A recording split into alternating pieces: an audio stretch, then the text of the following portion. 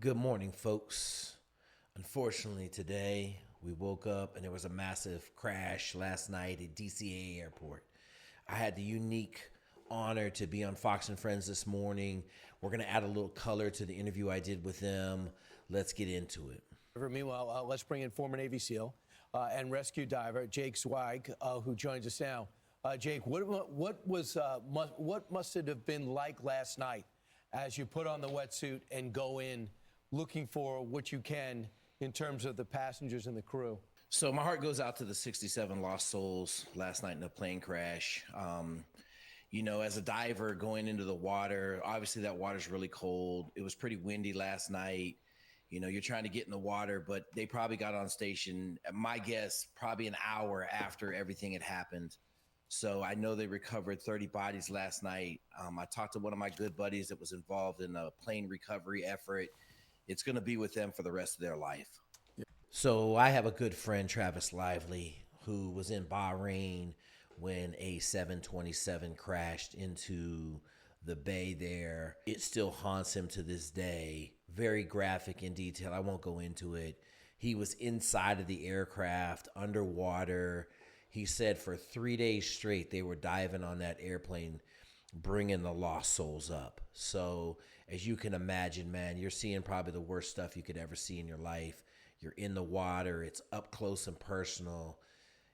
These guys are down there. The good thing is it's only 7 feet of water. So, shout out to all the divers and everybody that are pooling their efforts together over in Washington, D.C. to recover the bodies.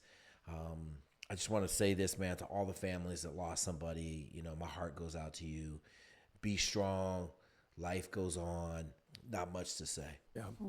So Jake, given the fact that we know that the plane broke into 3 parts, how challenging is it, given the fact that 30 bodies have not yet been recovered, a little more than that, at night, when you're dealing with jagged metal and stuff like that, when you're underwater and it's dark and the water is murky, how complicated is that for a diver? Okay, so let's get into how this helicopter crashed into this plane on final approach. So I had a long conversation last night with one of my commercial airline pilots, and the color that he provided was astronomical.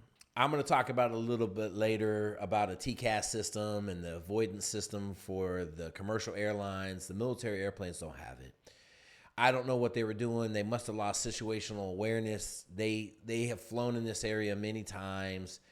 They knew they were coming up on an approach for runway 33. So there's 2 runways coming from the south. There's 19 and there's runway 33. These helicopter pilots must just have been in a state. Maybe they were really tired. They just weren't paying attention. The aircraft was on final. The tower control at DCA did not have communications with the helicopter. You can hear it in the voice. Pass 25, get the CRJ in flight. Pass 25, pass line is CRJ. American 472, Washington Star, 1 star, 32017.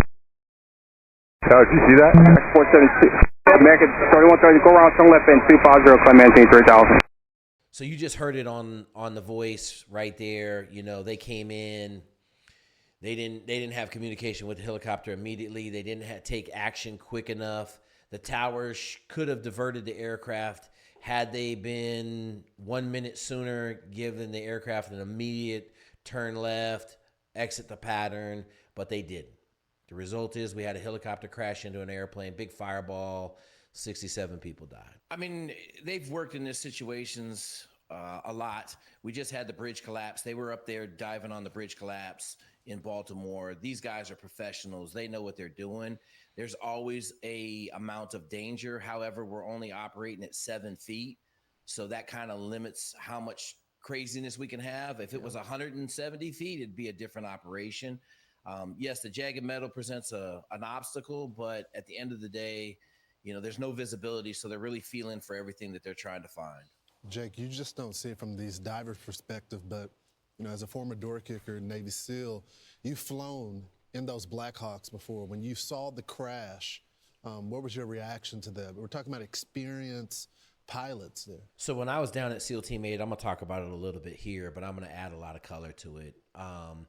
Their CH-47s were notorious for crashing. My boy Eric Kapitulik survived a nasty helicopter crash. I'm going to put that in here. We'll take a look at that. Boom. You know, you get a look at what a nasty helicopter crash looks like in a 47. There was a guy at my SEAL team that survived 5 helicopter crashes. I personally had a 20-pound pony bottle scuba tank in the bottom of my backpack anytime I flew on a helicopter. 90% of the time we're flying over water.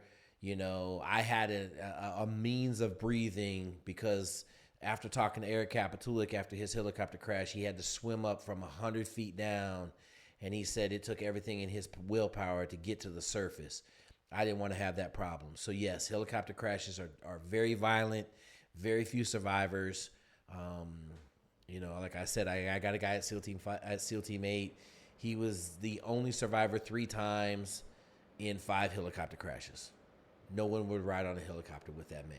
So I talked to one of my pilots that flies into DCA all the time, and he said that the big difference is the commercial airlines have a TCAS system, which is a avoidance system that they have, and the Army helicopters don't have it. The Army helicopters don't have transponders broadcasting locations. So, you know, as a guy that's ridden in helicopters, I'm going to tell you right now, I was down at SEAL Team 8, and we had 5 helicopter crashes down there. Helicopter is not your friend when it's falling out of the sky. It's a tough question to ask, Jake, but I always think about this when we report on someone who has died. What were those last moments like? Because you don't want anyone to be scared, but you also want people to say their prayers before and have a little bit of time. But if I were in that situation, you just want it to be quick, you know? So do you think when the plane crashes, when something like this happens, there's no pain, right? The people don't experience that. Golly, can you give me a harder question? I know, Golly. I know, but I just want to make sure they didn't fall through the air and land on the water. Yeah, I mean, I can't really go out and say that. It was a pretty kinetic crash. We've all seen the big explosion. Obviously, the helicopter's rotor blades went through the bottom of the aircraft. Aircraft turned and crashed into the water.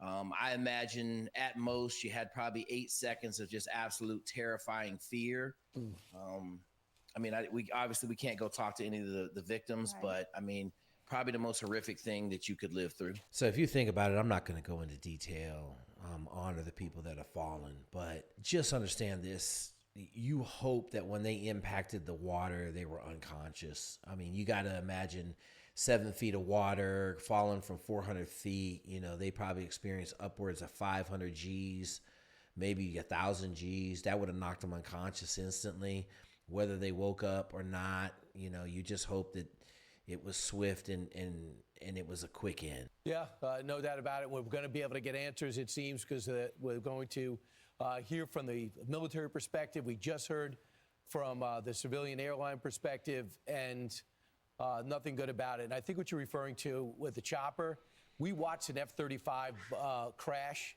a couple of days ago, and we saw the pilot get out. You're saying with a Black Hawk, and you're a pilot, you're not getting out if that's going down, right? No, no, they're not getting out of that. They're falling out of the sky. It happens really quick. They're at 400 feet. You know, it's going to be a quick crash.